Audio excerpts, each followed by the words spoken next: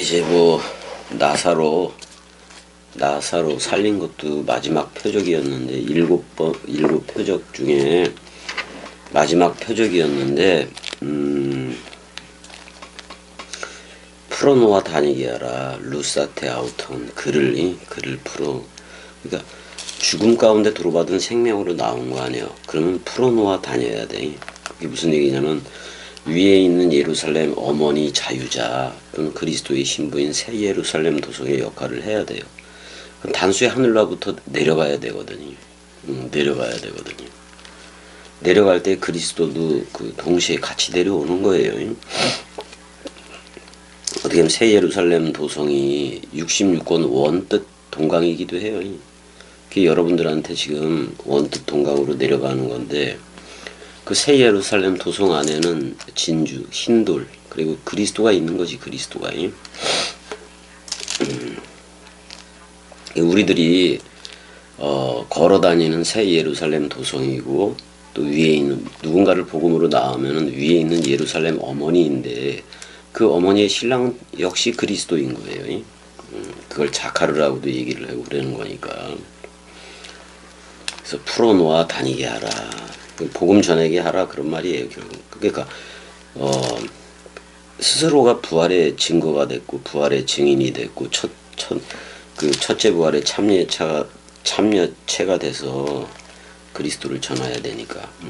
이건 자기가 먼저 이거 하기 전에 뭐라고 얘기를 하냐면, 나는 부활이요 생명이니 25절에 그 예수가 관사가 붙은 그 예수가 그녀 안에다가 말했다. 나다. 그 아나스타시스 위로 서는 거, 그게 나다, 그런 말이야. 그러니까 우리는 그리스도가 머리이고 우리는 그 그리스도의 몸인 거예요. 그 다음에 나다 그래놓고, 그리고 해조에 그 생명, 그 다음에 나로 믿는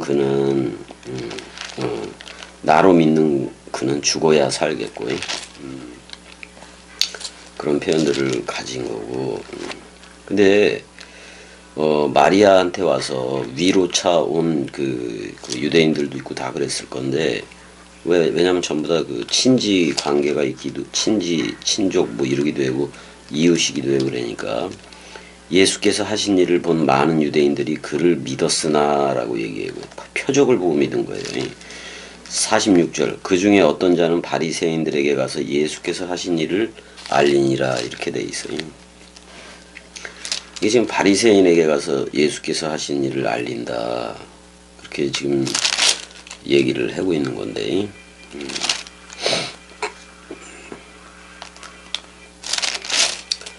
이에 47절, 이에 대제사장들과 바리새인들이 공회를 모으고 산헤드린 공의회에 이르되 이 사람이 많은 표적을 행하니 우리가 어떻게 하겠느냐, 이렇게 나와요. 우리가 어떻게 할 거냐, 이렇게 나와. 많은 표적을 행사하니까 어떻게 할 거냐, 이렇게도 나오는데, 여기서 표적 세메이온이죠. 표적을 얘기를 하고 있어요.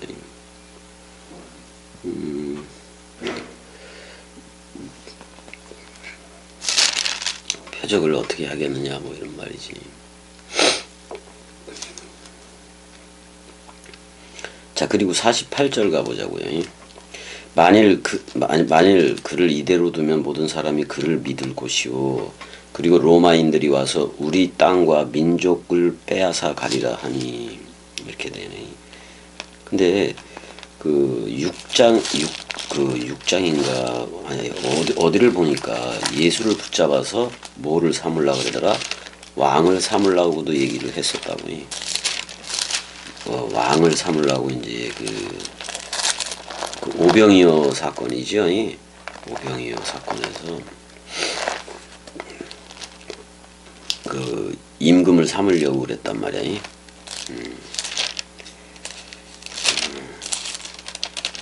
그러니까 정치적 메시아를 삼으려고 그랬다, 그런 말이잖아.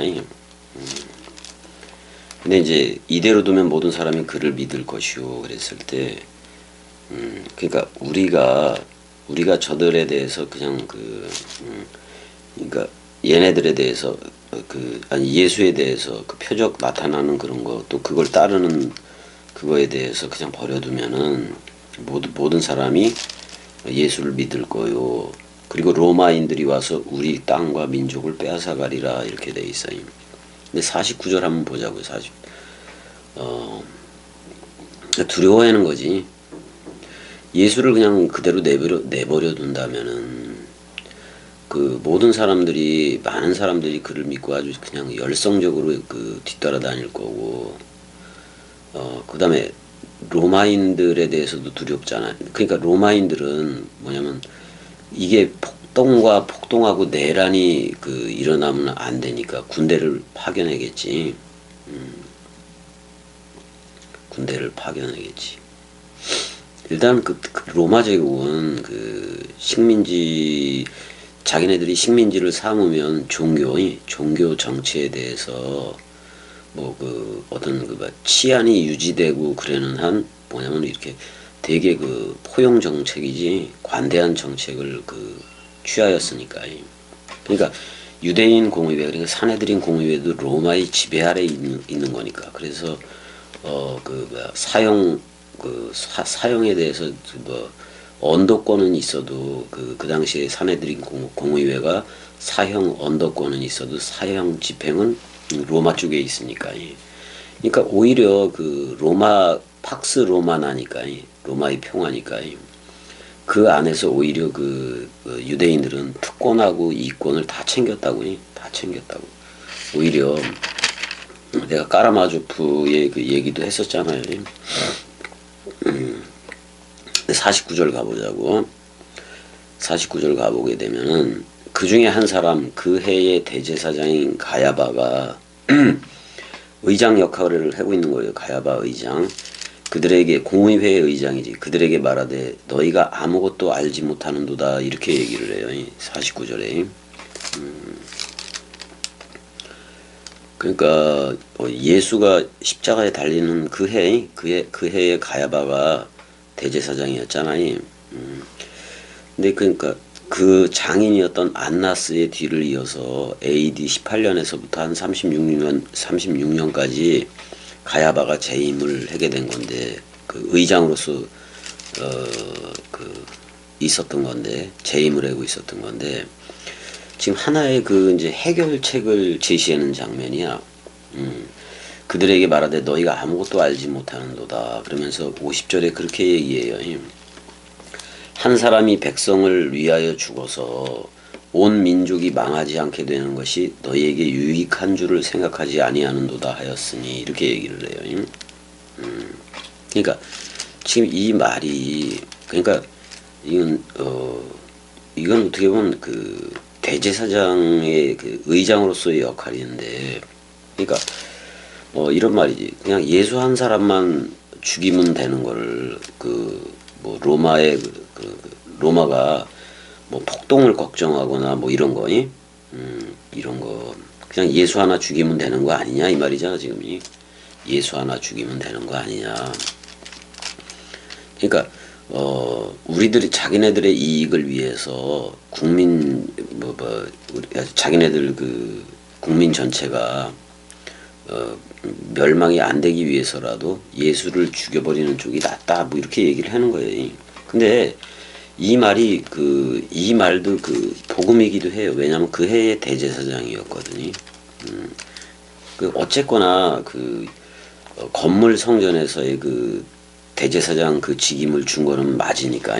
대제사장 직임을 준 거는 맞으니까 그 예수가 나는 부활이요 생명이니 죽어도 살겠고 이렇게 하는데 어떻게 보면 그 예언을 함으로써 일조를 하게 해도 되는 거예요.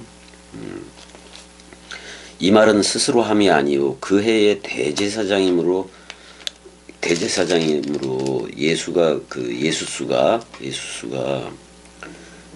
그러니까 여기서 이방적인 거예요. 그 민족이라고 얘기했는데 이방적인 거를 뭐 묶어서 죽는 거 그게 이제 뭐 당연하다라고 그 얘기도 하는 건데 근데 그 해의 대제사장이므로 그걸로 존재했으니까 어떤 구약의 예언 개념에서의 예언이었다 그런 말이야. 구약의 예언 개념에서의 예언이었다 이렇게 지금 얘기를 하는 거예요. 일단은 예수의 죽음을 그러니까 대제사장으로서 세상 죄를 지고 가는 어린 양 그거를 자기도 모르게 이 말을 하게 된 건데 얘 생각은 따로 있지 뭐 한 사람 죽여서 우리가 사는 게 낫다 뭐 그런 얘기잖아요. 근데 지금 그 구속사 쪽으로도 얘기를 하고 있는 거예요. 이거 그 해의 대제사장이니까 52절 보자고요. 또 그러니까 예수가 자기 민족을 위한다라고도 나오는데 또 그 민족만 위할 뿐 아니라 흩어진 하나님의 자녀를 모아 하나가 되게 하기 위하여 죽으실 것을 미리 말함이라 이렇게 돼 있어요. 52절에. 그러니까 그 해의 대제사장이기 때문에 그래도 근데 사실은 은혜와 진리 쪽으로 다 옮겨졌어야 되는데 일단 그 로마권 안에 있는 대제사장 직무상 그 대제사장이었거든요. 좀 정치적으로 보았을 때 예수의 죽음을 비꼬은 거잖아요. 비꼬아 말을 한 거잖아요. 근데 얘가 한 예언 자체가 진짜 나는 부활이요 생명이니 죽어도 살겠고로 나오게 되는 그런 속전지불로 나오는 그런 예언이 돼버린 거예요. 그런 거라고 이면. 근데 여기 흩어진 하나님의 자녀들이라 했는데 우리도 다 들어가는 거예요. 이방인들도 다 들어가요. 자, 이날부터는 그들이 예수를 죽이려고 모의했다라고 나와요. 모의했다. 죽이려고 음모를 꾸미기 시작한 거예요. 음모를. 이때부터 여기서 보면 그냥 그 압박이 그냥 가까워 오는 거예요. 근데 하나님 자신이 정해놓은 시간 그걸 카이로스의 때가 왔다고 카이로스의 때가 오고 있는 거예요. 이게 지금이 나는 부활이요 생명이니 죽어도 살겠고로 나가야 될 그때로 나오고 있다 그런 말이야. 54절 이제 잠깐 피해줘. 딱 그때 죽어야 되니까 하나님이 정한 시기에 죽어야 되니까. 54절 그러므로 예수께서 다시 유대인 가운데 드러나게 다니지 아니하시고 그 예수가 우케티 드러내지 않고 드러나게 다니지 아니하고 거기를 떠나 빈들 가까운 곳인 에프라임이라는 동네에 가서 에프라임이 뭐예요? 풍성한 열매들 그런 말이잖아요. 에프라임이라는 동네에 가서 제자들과 함께 거기 머무르시니라 이렇게 나와요. 이제 53절부터 이제는 그 해의 대제사장이니까 속전지불할 거니 구속사역을 미리 말해버려요. 대제사장이라서. 근데 예수가 죽고 부활 그리스도가 우리한테 머리 두면은 우리가 새 예루살렘이 되는 거라서 그 건물 예루살렘 또는 짐승 제사로 하는 거 이건 다 끝난 거예요. 이미 세례 요한 때부터도 그 짐승 제사 뭐 건물 성전 다 끝나버리는 거예요. 이제는 1대1 그냥 몸 성전이야. 그리스도가 머리를 두고 너 나야 불러주고 사랑해 해주면 기름 부음이 되면 되는 거야. 55절 유대인의 유월절이 가까움에 이걸 이제 세 번째 유월절이라고도 얘기를 하고 있는데 겸이 꼭두각시는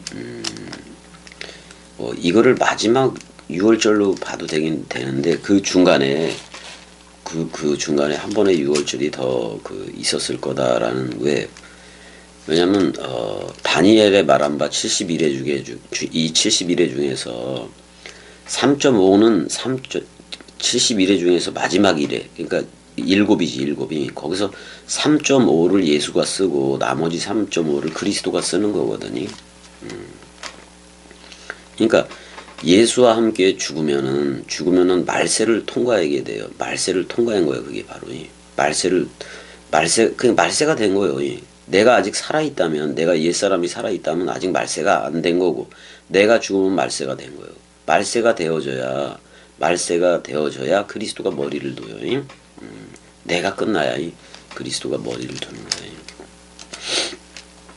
그래서 사실 이거를 지금 이 6월절을 네 번째 6월절이라고 봐도 돼요. 3.5라고 계산했을 때 그 마지막 6월절이 그 3.5에 물론 33으로도 얘기를 하지만은 33으로도 얘기를 하지만 공생애를 3.5로도 얘기를 할 수가 있으니까. 자, 이제 마지막 6월절이긴 한 건데 많은 사람이 자기를 성결하게 하기 위하여 6월절 전에 시골에서 예루살렘으로 올라갔더니 그래. 그러면 성전에서는 누룩 제거했느냐고 그냥 난리도 아니겠지. 난리 법석이겠지. 또 그 6월절이 되면 자기 집안에 그 7일 전부터 자기 햇볕에 다 말리고 뭐 곰팡이 그런 거 다 빨고 그러지. 그들이 56절 그들이 예수를 찾으며 성전에 서서 서로 말하되 너희 생각에는 어떠하냐 그가 명절에 오지 아니하겠느냐 하니라고 6월절에 오지 아니하겠느냐 뭐 이렇게 물어보는 거잖아요. 57절 이는 대제사장들과 바리새인들이 누구든지 예수 있는 곳을 알거든 신고하여 잡게 하라고 명령을 한 거예요. 산헤드린 공의회에서. 죽으러 왔으니까 그 해의 대제사장이었으니까 어쨌든 간에 아직은 아직은 율법이 그래도 그 짐승 제사하는 애들이 있으니까 완전히 끝나는데 그게 AD 70년에 대제사장이고 뭐고 모조리 다 끝나버려요. 자, 그래서 이제는 12장에 서로 죽음에 관계된 그 막달라 마리아하고 예수의 어떻게 보면 뭐라 그럴까 이게 그러니까 예수가 옛사람 생각을 묻고 죽는 거니까 이게 서로 죽음 얘기를 미리 해버리는 거예요. 근데 예전에 그 막달라 마리아의 그 7 그 귀신 그러니까 아직 사람 생각으로 그러니까 가나안 7 족속이기도 한 거예요. 그걸 다 그 쫓아준 적이 있잖아요. 그러니까 깨끗하다 해줬기 때문에 어떻게 보면 제자들보다도 먼저 이 여인이 예수와 함께 묶어 죽느니 서로 죽음 얘기를 12장에서 향유 옥합 깨트림으로써 그거를 얘기해내요.